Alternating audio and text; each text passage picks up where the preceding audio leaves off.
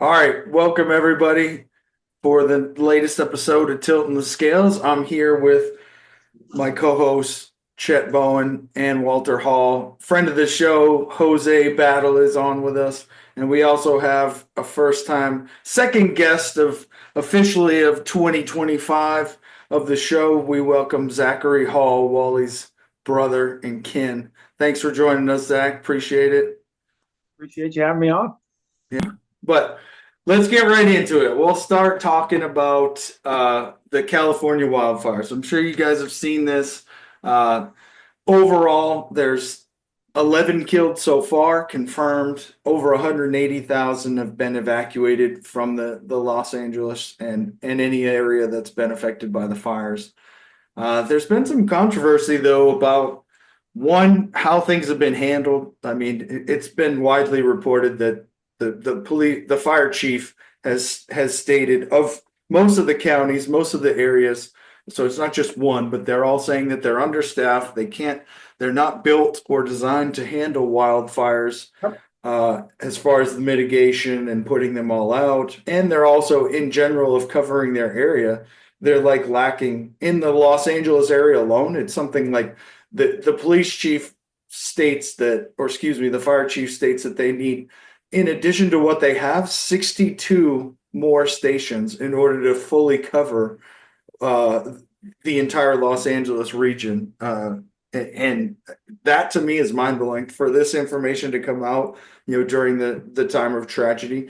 But it's pretty eye opening. And there's some other things about, water collection, water runoff. How is the state of California and the governor trying to prevent not only just a drought, but like when there's a lack of water and there are small fires that need to be put out. What is the local government there in California doing to try and mitigate and prevent them from running out of water to put out the small fires in a neighborhood and allow, the firefighters to do their job. So there's just a lot of controversy swelling around all of that. And then on top of it, you just see the horrendous just fire running free, it seems. And they're just people moving in the opposite direction to try and get away from it. And it's just continuing to spread.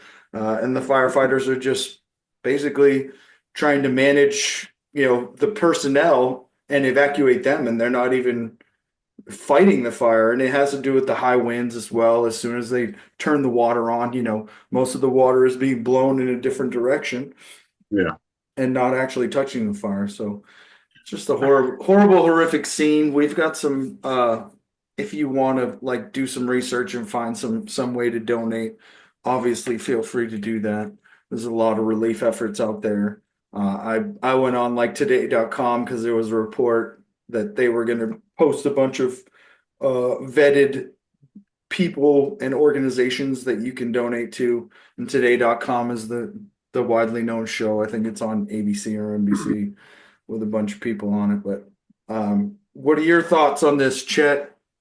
Yeah, I will tell you this. I heard former Governor Sununu this morning was like talking about how in New Hampshire we do a lot of forest, basically restoration or at least maintenance to make sure this stuff doesn't happen. And he went out of his way to say that him and Gavin Newsom don't get along policy-wise because Gavin Newsom is all about the, green earth thing or whatever, and they don't take the time to collect the water, do these kinds of things. I'm not sure I agree with all this, but he went out of his way to criticize the man. It was on sports radio this morning. Yeah. Greg Hill. Yeah. Yeah, Greg Hill. Yeah, Greg Hill show. And I was hearing this and I was like, man, like from one governor to another, like, man, he did him dirty. So Former governor. Former governor. Yeah, former governor. governor. Yeah. And I liked Sununu. I'm gonna say this out loud. I liked a lot of things he did, but that was tough. Like, because to look at a governor and be like, you weren't prepared. There's a lot of things California has done to be prepared for this, but this is just a result of a terrible thing happening, wind blowing the wrong way, and some fire happening. So to look at one man and be like, it's your fault, I think is elementary, in my opinion. I think it speaks to the political climate we're in, right? That we're playing a gotcha. Like these natural disasters happen, 100-mile-an-hour winds, 20,000 acres have burned so far. It's only 8% contained. How do you prepare for something of that breadth? That's a huge natural disaster. 100-mile-an-hour winds in the middle of an unprecedented drought, right? And now they've taken it in and made it a political issue. Like, it doesn't have to be a political issue, right? Shit happens in red states, shit happens in blue states. And we spend so much time when it's a blue state, the red says, look how horribly prepared they are. When it's a red, when the Reds are in charge, like New Orleans and George Bush, people attack with just as much venom. It's all a matter of where the natural disaster happens. You can't be prepared for everything. It's just not possible. This isn't happening in the woods of New Hampshire that is 90%, that's mostly rural. This is happening in the Palisades, California, that is covered with people, right? So it's not like, how do you prepare a forest in that regard? I struggle with it. Of course, Sununu does, because Sununu's running for a national. He's not running yet, but he's starting his. The only way you can be a nationally elected Republican is by attacking Democrats. So he's going to make, for the next 6 months to a year, he will attack every single Democrat he can find. I like Sununu too, but he's going for a national election of some capacity. It's just a matter of time. I would say this on I agree with you. It shouldn't be political, this, that, and the other. I do think that there's solutions out there, and I think that some people are offering them. I know that someone said that, hey, let's use non-potable water from the sewage that we could turn the pipes in there, and then they could sit that. I think too, though, in the sense, well, I was in North Carolina. I spent a lot of time. They would do control burns and then put it out, and let everything regrow, and they would build these little ponds, man-made ponds to collect water, this, that, and that, for these things. So they were preparing for these things. California has been in droughts multiple times. I think, whether it was Arnold in charge or whoever was in charge, the one thing they always have seemed to fail to do is, hey, let's start building some reservoirs. Let's start building some things so we can store water, or when this stuff happens, or when we have a drought, or, and so over the last 30, 40 years, I think that's where the people that have been there have been failing. The people there is that they haven't prepared, because California, you got earthquakes, you got fires, you got, because there's such a diverse topographic thing, that you need to be prepared for that. You need to start thinking, hey, wait a minute, what about a big this? What about that? We have to think outside of today and start thinking, hey, let's think 10 years down the road. Let's think, and if you are in climate change and it is getting hotter and we are seeing more droughts, then, hey, we need to figure out why not start putting some turning salt water into fresh water type thing. You're right next to the ocean. Why aren't we doing those type things? That's just me. I'm not, this isn't I'm just thinking about solutions. And California is supposed to be the tech company, place of the world where all the smart people are. So they should be thinking like that. Hey, well, how do we do this? How do we turn? I mean, if the ocean is rising, well, then there's water there. Let's turn that salt water into fresh water. And maybe that'll mitigate a little bit of that as well, but I mean, that's just how I see things. And we need to find solutions, not really fight, hey, let's stop pointing fingers and start saying, hey, what is the problem and how do we fix it? Yeah, that we agree on. What's the problem? How do we fix it?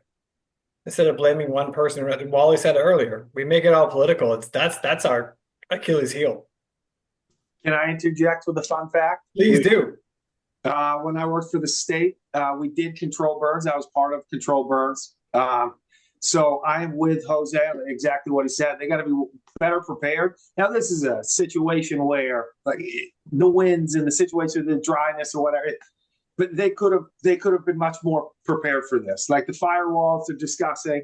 Rumor has it one of the bigger reservoirs in the Palisades was down. It was drained for maintenance.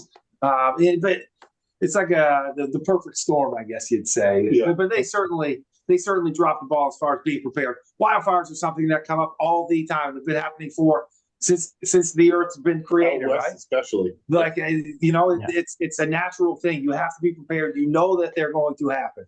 So having your kind of your pants down when it happens, yes, I heard it was they're in a drought, but I heard that they had like 5 hours rain this past year overall, and recently they became a drought again. And I'm no expert, but I did read an article about 10 minutes before we started this. So, and you slept at a Holiday Inn last night. But I did fight a fire in the state of New Hampshire when we were doing a prescribed burn. So I am kind of the most expert in this topic here. But, hey, there you go.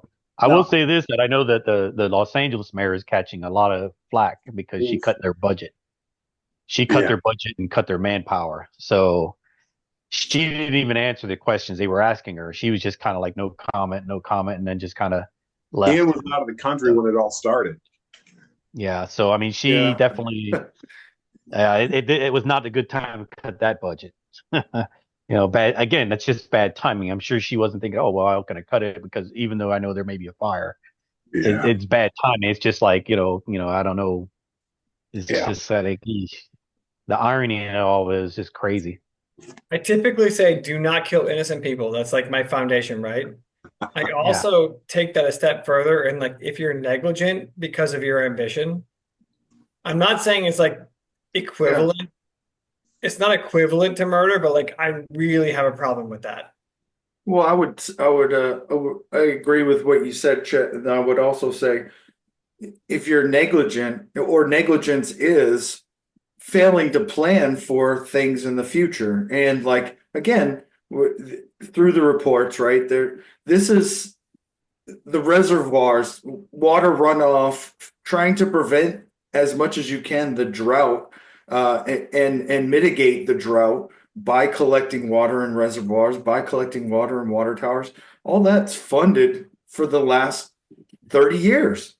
And wherever that money went, there's the negligence, right? Because there still isn't that infrastructure in place. And again, perfect storm, whereas Zach, like you stated, there could have been control burns and there could have been fire breaks all the way through the mountains, multiple fire breaks to prevent that fire from reaching the Los Angeles, the heavily populated areas. But with that amount of wind, an ember is going to travel, 100 miles. And it's just, that's all that it takes is that ember setting down because of the drought conditions. But ironically, it's a drought condition now, but within the last, like you said also, Zach, the last year, record rainfall.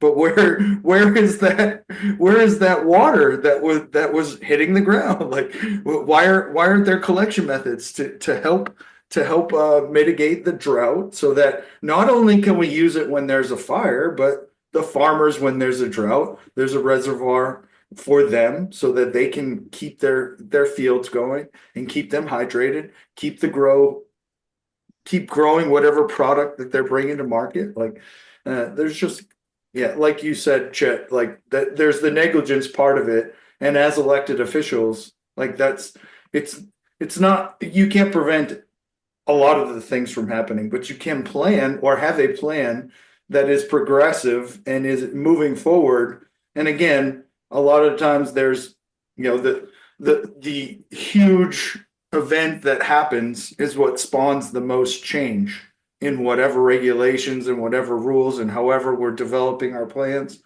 That's what's going to induce the most change moving forward. But if we had the DeLorean and we could go back in time to 30 years ago, again, the money's there, the infrastructure's there, the elected officials just failed or neglected to act and formulate a plan as they were moving forward. So the National Guard is currently deployed for relief efforts there in California in the time of need. So really what this probably means is more people are moving to Texas, Jose. Just get ready. They're going to hit Colorado and Nevada first, and then go from there. Maybe, but that's the first choice. I would say the last time they had a wildfire like this, and this is the crazy thing. It's not the first wildfire in California that's kind of done this. So it seems it's like Katrina. Your city is below sea level, yet you didn't fix the dikes. You didn't, you were spending putting all this money in, but you never checked the guy who was supposed to be keeping this stuff up, And then of Yeah. course it breaks and you're like, oh, well, he was behind, he wasn't up to code. He wasn't, and that may be the whole thing is that like Chet said, negligence, you're not following up. I'm giving you the money to fix my house, but you're not fixing it. You're just taking my money and running. So, that's one of the things that's probably going to come out of this. But yeah, I'm not looking forward to, all the Californians come here, but there's some good people from California. I know some people from California, so I can't say they're all bad. It's just the only issue I have is when they, don't, if you move here willingly, not because of wildfire, but if you move here willingly, then don't, you left California for a reason. Yeah, And, yeah. so don't try to turn this into California. That's all, Yeah. But that's all. there's no more home insurance in California. It's already started before this was already Yeah. like, we will not give you house insurance if you live there. It's like up to you. And so now it's over. Southern California, if you move there, there's no way any company that is trying to make money that has a sound business plan will give you home insurance. That's Yeah. over. No, Well, I agree with you. I see you leaving forward. Wally, I love this. What are you gonna say? No, I just read an article on the insurance fiasco that is in California, and how many people in the Palisades had just been dropped by State Farm and had to be on the state sanctioned fare, which has got a $1.1 million cap on terms of reimbursement. And most of those houses, I think the median home price is somewhere in the 3 millions. So I mean, think of the loss there, and I mean, it's not a loss for the wealthy people, but what about the people that have been there for generations, whose home value has increased over the duration of their owning their homes? I mean, you can't afford to rebuild there if they're going to cap it at 1.1 million for a 500. It just, the whole thing stinks. I'm not ready to say there was gross negligence yet, because I just don't know how you prepare for a 20,000 acre fire. Yeah, I agree. I don't know what you do. Like, I hear what you're saying with control burns and this and that. I think I need to see more. I don't know enough. All I see are headlines and sensationalism, and the media trying to play this gotcha kind of politics and whatnot. And I'm just not ready. I want to see the investigation. I want to see the results. I want to see exactly what happened. I really tried hard not to get caught up in the heat of the moment, but the whole thing stinks. You feel terrible. Yeah. Yeah, I feel bad for the people. We all agree on that. Feel terrible. Yeah. It's unfortunate for the especially like you said, while the people have been there who bought their house when it was a reasonable price, and now their house, they're just outpriced, and someone with money is going to come in, they're going to buy their property, buy their Buy land, it all up. Yeah, and, buy it and, all and, up. and they're going to be left taking whatever they can get, and it's unfortunate, that's the sad part of it all. But like I said, I mean, it's one of those things, that these certain areas have certain disasters, and you have to prepare for them. And so when you're not prepared, I'm with you, Chet. I think that the people in charge need to be looked at and say, hey, were you looking at this? Were you preparing for this? And like now it may be you weren't, this was something that was just once in a lifetime. So then, yeah, that's understandable. But if it was like with Wally says, that the investigation comes out and it's something that could have been prevented, wow, that's going to be even worse. Well, that's the thing. If you're going to run for office, right? You're going to run for office and you're going to say, I'm the person in charge, then you got a plan. At the same time, I do think that person in charge gets labeled as a failure way too quickly. So there's got to be some medium in there, right? Like what is the actual thing that happened? So was Gavin Newsom neglectful? Probably not. But was there insulation between him and the problem because there's so much bureaucracy? I would say, yeah. Yeah. Does that make sense? It makes perfect sense. But what I really want to get to is to the good people of California who were displaced by this fire. I heard it's cheap land in Texas. So move east, establish residency, and I mean, huge country there. That Texas is a big state. Move east, find cheap land, and rebuild. Yeah. You can call it New California. No, they cannot. No, they cannot. Absolutely. Wally, I love you. Wally, I love you. Joe Rogan and all of them already did. Hey, we can move them over to Vermont or something, or you guys can have them over there. Oh, see, you guys want to send them to us, but you guys don't want them. Nothing cheap. Not to continue finger pointing, but again, the local governments all the way down to mayors, and then all the way up to your governor. They are almost entrenched in emergency management proceedings. They are briefed daily on what will happen when things go badly, because it should be part of their awareness, right? So when we talk about it isn't negligence, or we wonder if it is, like, these are things ever since probably we can go back to Katrina, where FEMA just had a terrible time of helping, giving assistance and knowing where to do that, because the local government entities didn't know where exactly to provide assistance and where to set up things. Ever since that, like, again, all over the country, your local government entities, starting with the mayor of any city, should and is briefed daily on emergency management situations. Everything from an active shooter in the building, all the way to a school that has a shooting, and then a restaurant, a live shooter, whatever it is. But they're briefed on these things in the proceedings, and in that briefing, the police chief, the fire chief, they're all there, and they're all aware of the things that are happening. And there's also somebody there that's in charge of crisis management, as in they're manning the operations. They're the liaison between the local government and all the law enforcement and local first responders. Like, and again, I know that this happens daily because I've sat on these things in the city of Austin when I worked for the unit that I work for here in Austin. And so for us, again, we war game it, like just like we did in the military, Jose. Like, worst case scenario, this is what's going to happen. We're going to go train for this, and then as soon as we're training for this, well, all these different things that we didn't think were going to happen are now going to be. They're going to happen, and you're going to have to react, and you're going to have to shift left, shift right, or try and figure out a way to essentially do your job and help people. And again, I do think that it is gross negligence at a minimum of the local entity and the governments that were voted into office.